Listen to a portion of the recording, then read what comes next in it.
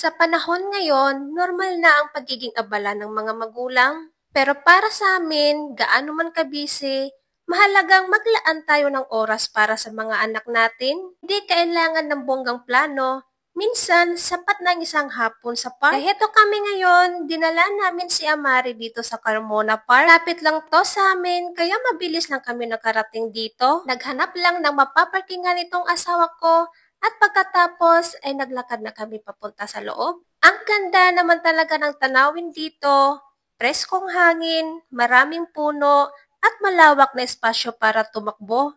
Kumbaga, parang instant reset button para sa mga magulang na pagod na at mga anak na sabik maglaro. Ayun na nga!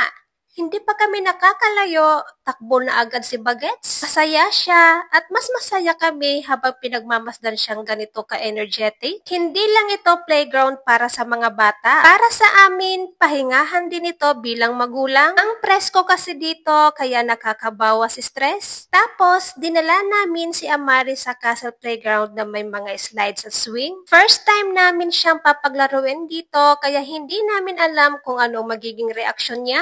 Nagtanggal lang kami ng mga tsinelas dyan at saka pumasok na para naman makapag-umpisa ng maglaro. At syempre, hindi na napigilan ng anak ko. Diretso sa akyat tapos slide-slide na agad.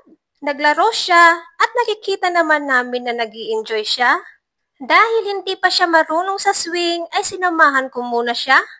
Kitang-kita sa mata ng anak ko na ang saya niya. Pero mas masaya kami kasi nakita namin sa mga mata niya na gusto niya kaming kasama. Hindi lang bilang bantay kundi bilang kalaro. Paglabas namin ay dumaan muna kami dito sa may mga man-made na hayop.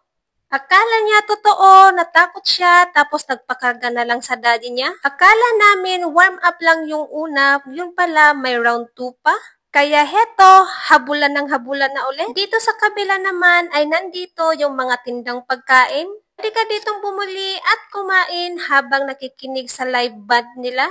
Sa simpleng lakad na to, natututunan ko ulit ang halaga ng presensya. Hindi ito tungkol sa pera o sa dami ng oras, kundi sa kalidad ng oras. Yung tipong alam ng anak mo, nandito si Mommy and Daddy para sa akin. And that's all for today's video.